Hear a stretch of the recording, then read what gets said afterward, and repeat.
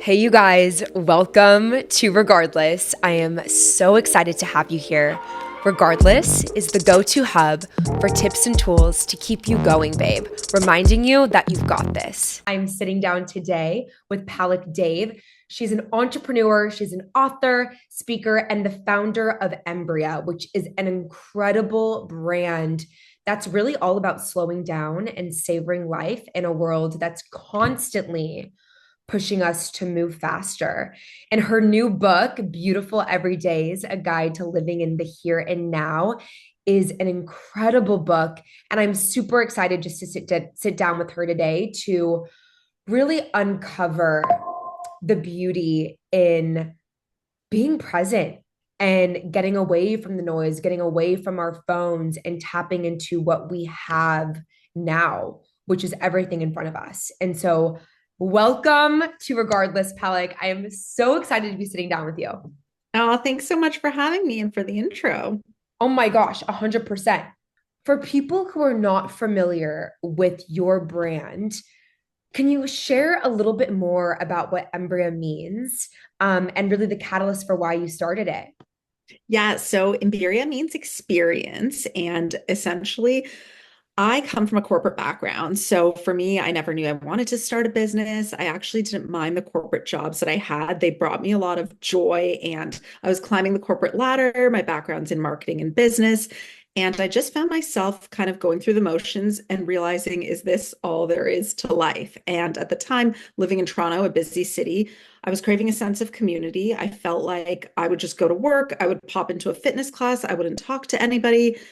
Felt like it was super isolating and that I felt alone pretty often. And I thought, I can't be the only person that feels this way. And so the idea started with me wanting to create a sense of community and bring people together just so I could create spaces that I was craving. And I started off by putting out one event, and it was like a yoga and brunch event because I paired two things that I liked at the time. This was 7 years ago. And I was still like at the end of my corporate career. And at that point, I was at a crossroads. I'm like, I can either go all in on maybe pursuing a dream that I had no idea that I would even want to do, or I could stay and like work another job, be in another industry. At the time, I was like being offered a director of marketing position for a hotel brand. So there was like the safe and secure route, or there was the do I go all in and take this risk being in my late 20s route. And so I took the risk and I just decided to go all in. And I was like, look, I have my resume to fall back on. And Yeah. so I started with one event and I put it out there, threw it up on like a ticketing website. It sold out within 24 hours and it just gave me the momentum I needed to be like, women are craving this. They're craving these spaces. I can do more of these. My goal for the first year was to do 10, and I ended up doing 50 that year. And so it just became this domino effect of, oh, I can make something out of this. And that's really where Embiria kind of started. And the word Embiria means experience, and it's all about getting you to experience life and savor your everyday moments and slow down and get away from your phone sometimes in a digitally distracted world. Beautiful. And I think that I totally butchered the name Embiria. Did It I say happens all it the correctly before? Okay. Now we're going to say it correctly because I know how to pronounce time. it. No, but that's beautiful. And I, my love, can absolutely, oh my gosh, relate with you on so many levels. I was in corporate for 4.5 years before literally being pushed to be doing regardless full time, which I always wanted to do. I just didn't realize that it was going to be on October 22nd. That was going to be like the day for me to be like full throttle. Um, but with that being said, it seems like it's absolutely worked out for you and beyond inspiring to hear what you're creating. Because I think for me, and I think for a lot of the girls who listen to Regardless, we can all relate that, being on our phones a lot of the time and also exposed to everyone's lives of like what everyone's doing, what everyone's not doing, it can be so flipping exhausting. And I know that we talk about the present moment a lot and it's like this trendy word now, but it's like, actually, what does that mean? Yes, totally. You're just like hitting the nail on the head because I think it's very easy to say, let's be present and let's be in the moment. But if our life is full of things that are digitally sort of distracting us and pulling our attention away from the present moment, it's really hard to work against that. And it's a constant struggle. And even that in itself can be draining. So you're now dealing with things that are draining you because you're on these devices. Then you're dealing with trying to get away from them. So that's energetically draining. And that's why at the end of the day, most people don't have much capacity to do anything more than like lay on the couch or like binge watch a show. And so I think there's just so many things that are happening and are at play right now. And we're in a society and a time where a lot of these things are still pretty new. Like it's not like we've had social media forever. It's still a relatively new thing, new apps, new features, new ways of us feeling like addicted to things. And so that's all like created a completely different environment for us to work against and for us to try and thrive in. And they're not necessarily set up in a way that is conducive to that. Absolutely. I mean, if we even look at like how people are making friends, how people are dating, everything is on the freaking cell phone. Yeah. And I think, especially for me and being an entrepreneur, I feel like I always am on, and Mhm. it's me being on, connected to my social devices. So whether it's like Instagram, TikTok, YouTube, all of the podcast platforms, LinkedIn, email, and it's Yes. like, how the frick is this sustainable? Yeah. No wonder we're getting sick. No wonder our mental health, the freaking data is like skyrocketing beyond belief, especially for 20 something women. And so, like, when we look at this word, embiria, meaning experience, like, what is your hope for women or those women who are listening to Regardless right now to start to cultivate that embiria mindset in Yeah. life? Like, what does that look like for you? So for me, that means that you're able to really feel like you're present in your day-to-day life and you're finding joy in the small moments that make up your life. And the ways that I see that happening are through you finding fulfillment in like whether it's celebrating the little moments, whether it's enjoying daily rituals, little things that you can incorporate into your life to make it feel like you're connected to it. And then also connecting to the people around you. I think that's so key because obviously things moving in such a digital way we have this false sense of connection. Like we think we're connected because we see people's lives and we see the vacations that they went on and we see all these things. And we inherently know that that's not true connection. Like liking someone's photo is great, but like, do you really know what they're going through? Do you know what they're feeling that day? Do you know their struggles? Have you checked in on them? Have you gone and had coffee with them to ask them what's happening outside of the things they're posting? And if the answer is no, you're not really creating that two-way relationship. It's a one-way relationship. It's them through a screen and you just engaging with a photo or a video, which is very different than having a human conversation, whether it's in person or even on Zoom or FaceTime, and seeing someone's like reactions, reading their facial expressions, feeling them energetically. Like we are meant to thrive in environments where we are connected to each other. And it's just happening less and less because we have that false sense of connection. So I think experiencing life in this way really means having to sort of take a step back and slow down and savor those day-to-day moments, be present in it, and start to feel more connected to your life and the people around you. Beautiful. Yeah. And this is super interesting because I feel like for me, I prioritize in-person connections, in-person experiences. And I think that's also has taught me so much about myself Mhm. versus just conforming to a screen. And I think we only get like literally 0.2% of someone's entire being and aura from the Yeah. screen. And it's like if you really want to get to know someone, like get outside, ask them to coffee, ask them out. Like that is when we're going to be learning so much more about ourselves and the other Mhm. person. And I think especially when looking at dating apps and like now me being single in a long time, I'm like, no, I am not doing the dating apps. Like, I know that I'm actively outside Yeah. and networking and putting myself into new experiences and getting outside of my comfort zone. And when we do put ourselves outside of our comfort zone, that is when we make pretty insane connections with people. Yeah, I love that you're talking about this because I hear it all the time from people that are single that it's so hard on the apps and everyone's sort of feeling that energy. And the thing about being in person, and it's exactly what you said, it's putting yourself out of your comfort zone, but it's also energetically being open. And I think that's a huge shift that's happened in the past like 10 years or so. There's a lot of energy of feeling closed off. And that's because we have a device as our crutch. So, like, if you're going to go to a coffee shop or you're going to wait in line at the grocery store or you're going for a walk, you often have your phone in your hand or it's out or it's in sight, like visible on the counter.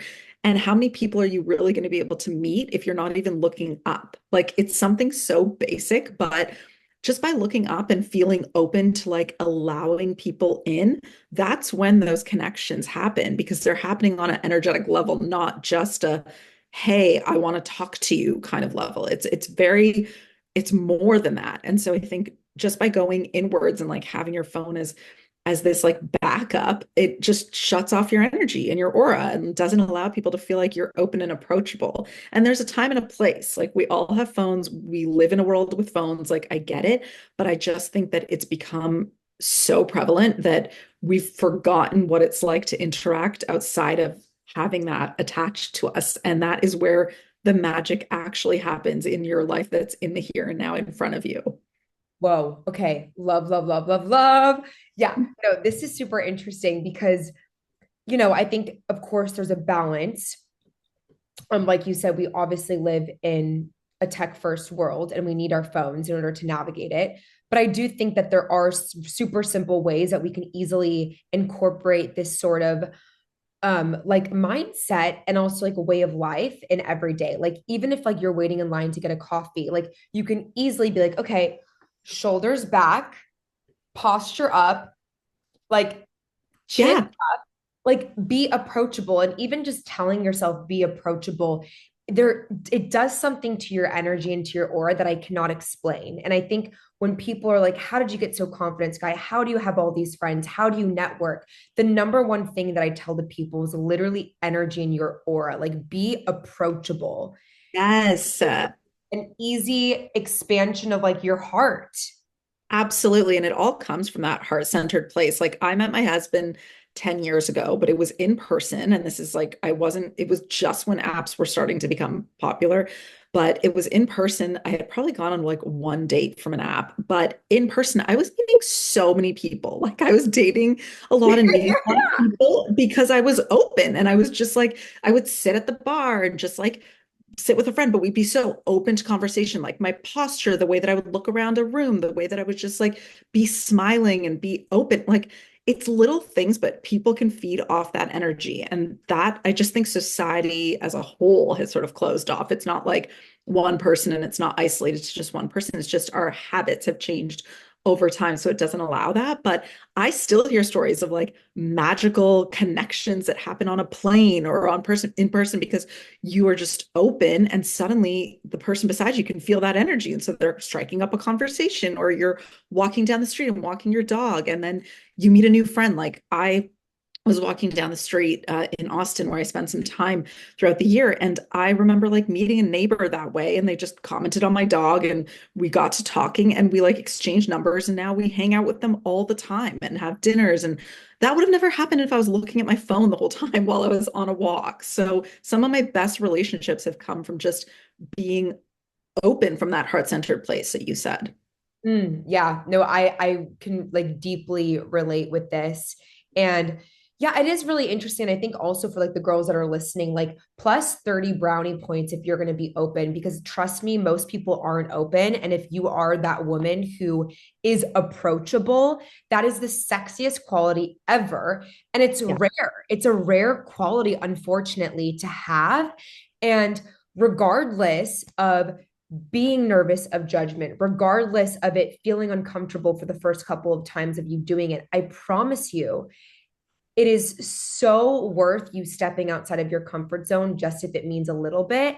And also, like, you never know who that person, like you said, might Yeah, be. They might be the love of your life. They might be your new best friend. They might know someone who's going to get you that dream job. exactly. Life is so short. Like, be here and now. This is your life. And what are you going to do about it? How are you going to live it? Exactly. And if you feel nervous about it, it's not like you have to mentally think about being open. It really comes from a place of curiosity. So even if it's just as simple as saying, hey, I'm going to go somewhere and I'm going to be curious about what can unfold today, just allow yourself to be curious. Let it lead you and let like your gut and your intuition lead you through that curiosity. And suddenly you'll find yourself opening up more. I love that word, staying curious. My mom has like drilled that into me growing up. So Nice. I, Good. I love it. I love it. And I wanted to talk to you about something because when we first spoke on the phone together, Mhm. this was a concept that I briefly mentioned to you, but it is super interesting. And I think it's just all wrapped up into social media and how we consume content. But it is interesting how, of course, looking at the creator economy and also friends, it can be really triggering and hard to be active on social media when you're just scrolling and you're seeing, friends who are going on vacation or influencers who are going to Mykonos or Ibiza or Paris or New York. And it's like, okay, how can I truly be present and love up on myself in Mhm. the now, regardless of where I am? Because I think there's this idea of like escapism. Yes. And for a lot of people, like myself right now, I do not have the means to escape my problems. Yeah.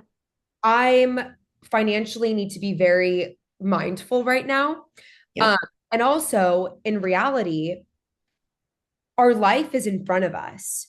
So when Yes. we can't escape, when we can't go on a vacation, when we can't go to Bali and meditate, how do we accept, surrender, and embrace the now? What are some of your thoughts around this? Such a good question. And I love that you brought this up because it's funny. I actually talk about this a lot in my membership community. And the concept is I want you to build a life that you don't feel you have to escape from. That's literally what the whole idea is. And the feeling that you have sometimes when you're on vacation, you're typically open, you're present, you're wanting to connect with people. Suddenly you want to become everyone's best friend, but at home you don't want to talk to anybody. And it's like we're just have a different energy when we're on vacation. And we're like probably on our phone less unless you're like creating content for work and stuff like that. I feel like most people are able to kind of disconnect a bit more off their phone or have meals that feel really present. So I think it's so important to bring that energy to your day to day. And if you can bring that energy to your day to day life, you'll notice that it's not about the big vacations. Like life's fulfillment and happiness and joy doesn't come from the one trip that you're going to take a year. It comes from the small moments of your every single day that will then lead to more fulfillment in your life overall.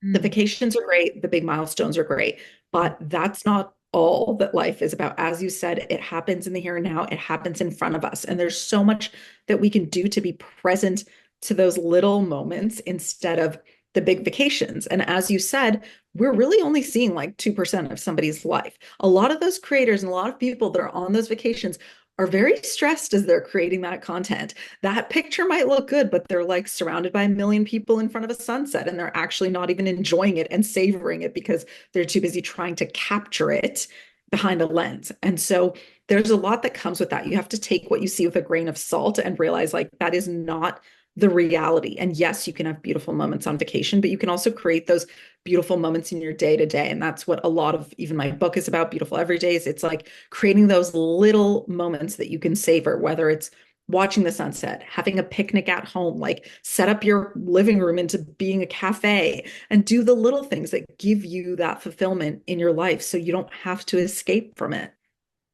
Okay, you were like you totally started to answer my question because I was very curious to ask like how do you suggest we start to tap into that energy like on a day-to-day basis because it can be so hard when you feel like you're in a rut or you're stressed Yes. or overwhelmed like even for me right now I I don't, besides my career, there's nothing that I'm like really looking forward to. Like that Mhm. sounds really depressing and sad, but like there's not some huge vacation that I have planned that I'm like, Yeah. all right, if I get through this, then there's that. I'm kind of in like founder mode where it's like, all right, focus time. And I know that season and I know that era will come. It's inevitable, but it's like, how right now can I, as Skylar, how can my listener listening to this episode, like, how can we start to embody and create that Yep. on a freaking Monday at like 8 a.m. or 9, Yeah. like, like, Yep. And you can do it. You can totally do it. And that's exactly what I love to share because it is possible. You don't have to go to Mykonos to get it. Sure, that can be fun, but you don't have to go there and spend thousands of dollars to get that feeling. And the way that I like to describe doing it and the way that you can approach it where it feels very attainable and doable and possible is by creating little rituals and traditions in your own life. So what I find is we're often looking forward to the bigger things in life, like, oh, I'm moving to a bigger house. I'm going on vacation. I'm excited because I got a promotion at work. Oh, I launched a business.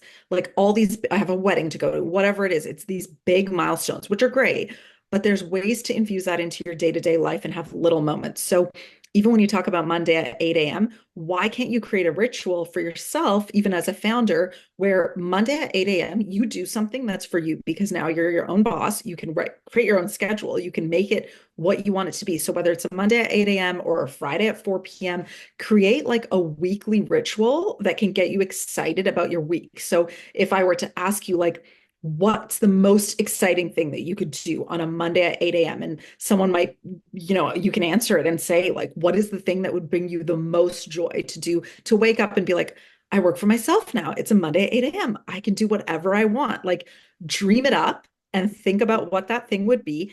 And then block off your calendar to do it and do it for yourself because that's what's going to make you feel good and then take you through the week. So, an example I can give you is my husband and I go on like a Wednesday, we'll go to a different coffee shop and grab like coffee and a pastry, like a latte and a pastry, because it's just a little treat that I want to enjoy. And we go make like a little ritual of it. And it's like every Wednesday, we're like, okay, let's just go for an hour. We take a break. We might walk our dog and like take a really extra long little break to go. And it's honestly like the sweetest little thing. And I look forward to it. And then I like research coffee shops that we can try next and where I want to go. And I have a little list that I make fun. And so creating those fun moments. And another way to do it is I do this with friends as well, and a group of friends that I've now like brought together through this, but it's called Cookbook Club. We pick a different cookbook each month, and then we all get together at different people's houses. We rotate each month and we cook from the cookbook. And we have this gorgeous potluck style meal where we share all these like deep conversations over a beautiful meal. Now I've brought the cookbook club into the membership community that I have because women love it so much. love But like that. that's something to look forward to. And that's something where I'm like, I when I'm on vacation, I actually miss my cookbook club. So, like, imagine you miss something from your day-to-day life that you've created that brings you so much joy where you don't have to escape from it and you can actually enjoy your everyday life. Thank you for providing examples. And I love the idea of a cookbook potluck party. Um, Yes. yeah, no, it is super cool. I think it like really what I'm hearing from what you're saying is like getting creative Mhm. and and when we get creative, like we it takes some like brain power to figure that out. And I think it takes asking yourself those maybe harder questions of like, what does bring me joy? And like Yeah, also that can look different on, depending on the week. Like some Mondays I'm like, I want to work out. And then other Mondays I'm like, you know what? My gift to myself today is like actually not moving my body. It's actually exactly. waking up at 6 a.m. and getting more work done earlier and feeling really Yeah. productive. So it's almost Yeah. like maybe pulse checking as well as like where you're at Mhm. and like just I think accepting is a huge part of it. Yeah, it's accepting and it's honoring where you're at. So letting your intuition guide you. And I love that. And being an entrepreneur, then you're able to have a little bit more freedom and flexibility in that as well, where you can do that. I've been doing that with movement as well, where I'm like, sometimes it's Pilates, but sometimes it's a HIIT workout, sometimes it's a walk, and sometimes it's nothing. And that's okay too. And that feels really empowering. Like we don't have to put this pressure on ourselves to do all the things, but it's finding what works for you, finding those little rituals. And I definitely recommend making a joy list where you're like, put down the things that bring you so much joy. It could be anything from like, I love going for afternoon tea with my girlfriends to I love like cooking a beautiful meal at home or just like dancing around my house with like my favorite playlist. Create a list so that you can like tap into it at any time when you're like, I need a dose of joy and I need just like a dose of fulfillment. How can I get that? What's the quickest way for me to get that? And you just like reference your list. And that's like been part of my book. It's just like reference the things, just do it, and you'll see your mood instantly change. I love that. It's almost like your go-to like instant pivot. And I have sort of like the top 3 pivots that I can take when I'm feeling really down or depressed or sad. And I constantly reflect back to those when I'm in a kind of a dark spot. But I think the same way that goes for wanting to create more excitement into your life. Like, how can I get excited and jazzed about my life? And I think for me, one of those things would be, and I think I've only been able to really learn this through massive loss in my life recently. Like, who knew that I would literally love nothing more than putting on incense, watching like Tiny Desk, like in my room, dancing, like, or even just like making dinner and blasting like Latin guitar music. Like that turns me on. So Amazing. but like we won't really know these moments until we go through the shit. So I just want to validate for anyone listening, like, I know it can be so hard to feel like you're excited about your life right now. And if anyone gets that, it's me. But I think we'll only know the joys and the excitement from life if and when we go through the shit. Totally. That's exactly it. You got to feel the lows to get to the highs. Like that is life. You cannot feel the highs without knowing those lows. And they're going to be there. Even when things are all going well, they're going to be there. But having that toolkit, as you mentioned, of things you can tap into anytime, of things that you can come back to that you know will help you feel better even through those times, like that's so key. I I could not agree more. I want to ask you a question because this is something I'm very curious about, and I have a hard time with this, but social media comparison, Mhm. whether it's in regards to career or body image, or again, people going on vacations or their life looking a certain way. What is your advice to the girls out there who have a hard time with really loving their present moment, Mm. regardless of what other people are doing? Like, what is something that you would share with them? Because I feel this deeply. It's hard. Yeah, it totally is. And it's like not just you, it's not your fault. It's like designed this way. The Uh, like system is designed this way to make us feel all these things, and it brings up a lot of emotion. That's why it's really hard, because although you can find moments of fun and joy and excitement and maybe humor or whatever on these apps, it also can bring a lot of feelings of making you feel depleted and drained and not so good about yourself. So my first rule on this is creation over consumption. And I say that because a lot of times you're like picking up your phone first thing in the morning and you're just scrolling, and it immediately will set the tone of your day. So if you see something that kind of irks you a little bit or makes you feel bad about yourself, like that, even though you like forgot about it after a moment, it sits with you. It's in there, it's in your subconscious, and you've now let it in. And so the energy of your day might feel off because you might go and like work on something, but then that's at the back of your head and you're thinking, oh, I'm maybe not going to be as good as that person, or I just don't feel like I'm doing this right. And you don't realize why you might feel irritable or anxious or moody. It all stems from that. So learning to like be aware of that and tracing it back. So the idea of creation over consumption means if you're going to create content and you are putting content out there, I like to say create and post before you go and consume so that you can oh, actually like energetically put your stuff out there without being influenced by other things happening. thank you for this nugget that I heard today. Wow.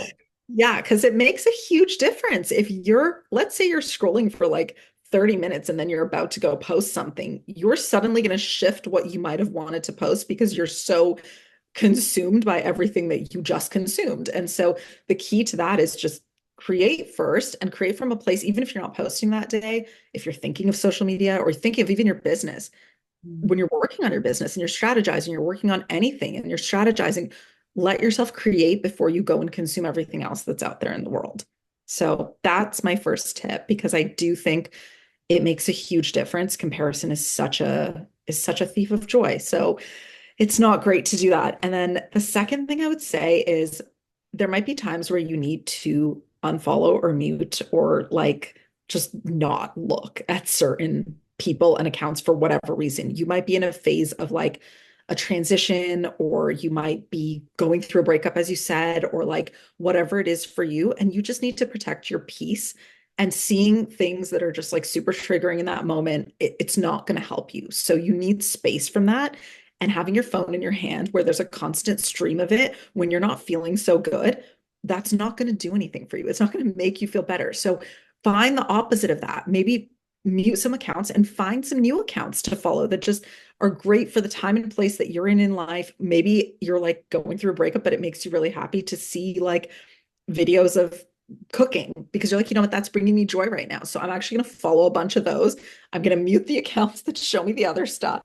And I'm just going to let myself like feel the good feelings right now. So don't get in the spiral of inundating yourself with all this stuff that's not going to leave you feeling good.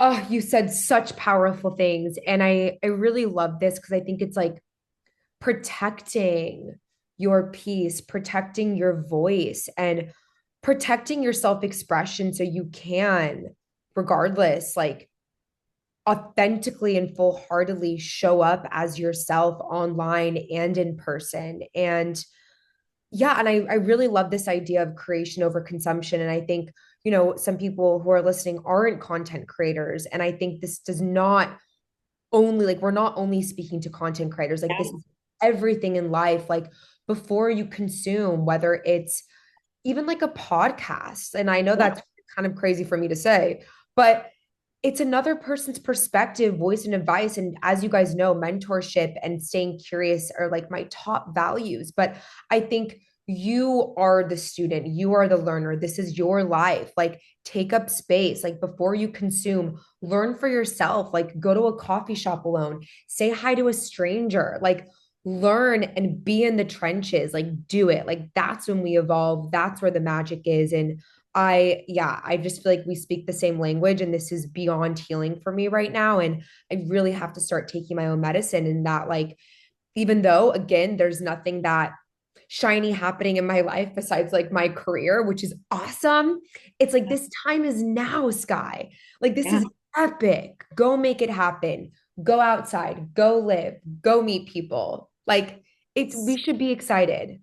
Yes, totally. And I love that you brought up that it's not just for content creators and it is all the noise. It's all the consumption. It's exactly what you said. And I love that you said that even as a podcast host, like it is absolutely like tune into your own voice first. And I'm guilty of this too. I love, love, love personal growth. So I'll listen to all the podcasts, I'll read all the books, I'll consume things, I'll watch videos, I'll watch Yeah. like educational shows or documentaries. And then I'm like, wait, but what am I actually trying to build here? What do I actually want? What am I trying to achieve? And I get like inundated with all this messaging. And then suddenly I'm confused with what I'm trying to convey because I have now lost my sense of what my voice is.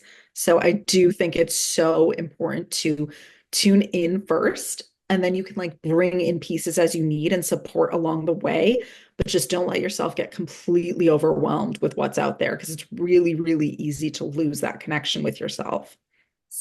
Like spot on. And I think another way, just to add on to everything that you're saying, is like I think that's why morning and evening routines are so important. Oh, And I yes. hate the word routine, but like a zen moment or Ritual. It could be a ritual. It could be whatever you want. Yeah, it doesn't have to be a routine. I hate the whole 10-step routines. Like, if anything, we need less in life, I not agree. more. We don't need more. We need to simplify. And I think simplifying and doing maybe one thing that makes you feel good in the morning and one or two things that make you feel good in the evening. You don't need a 15-step skincare routine and like it's exhausting.